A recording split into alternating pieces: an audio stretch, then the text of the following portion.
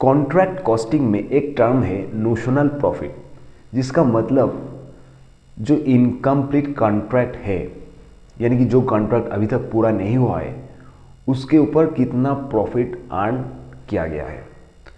तो उसका फॉर्मूला क्या है? Value of work done minus cost incurred till date, यानी कि अभी तक कॉन्ट्रैक्ट में कितना काम किया गया है उससे लेस कर देंगे अभी तक कॉन्ट्रैक्ट में कितना खर्चा इनकर किया गया है। That is the notional profit.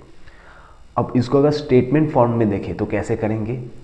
पहले लिखेंगे वैल्यू ऑफ वर्क सर्टिफाइड, यानी कि जो काम हमने किया है उसमें से कितने काम के सर्टिफिकेट अपने को मिला है, that is the value of work certified. उससे ऐड कर देंगे वैल्यू ऑफ वर्क अनसर्टिफाइड, यानी कि जो काम अभी तक हुआ है उसमें से अनसर्टिफाइड कितना है, इन दोनों को पहले जोड़ देंगे। उसके साथ ऑब्वियसली कॉस्ट लेस करेंगे, लेकिन कौन सा cost? Total cost of contract till date. Suppose till date 50% of the contract has been done, तो वो जो 50% कॉन्ट्रैक्ट करने के लिए जितना भी खर्चा इनका हुआ है उससे कर देंगे लेस, तो आ जाएगा नोशनल प्रॉफिट। तो देखो क्वेश्चन दिया हुआ है जिसमें कॉन्ट्रैक्ट प्राइस है 5 lakh, cost of contract till date है 2,70,000, अनसर्टिफाइड वर्क है 11,000, कैश रिसीव्ड हुआ है अभी तक 2,50,000 और रिटेंशन मनी है 10%।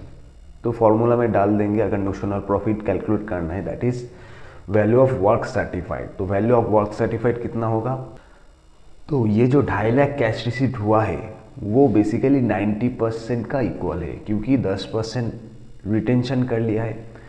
तो 2.5 लाख अगर 90% है तो इसको 100 में कन्वर्ट कर देंगे, तो आ जाएगा value of work certified, that is 277,778। अब इसके साथ ऐड करेंगे अनसर्टिफाइड वर्क, दैट इज 11,000 और लेस कर देंगे total cost incurred till date, that is rupees, यहाँ पे दिया हुआ है देखो 2,70,000। तो आ जाएगा नोशनल प्रॉफिट मेरा 18,778।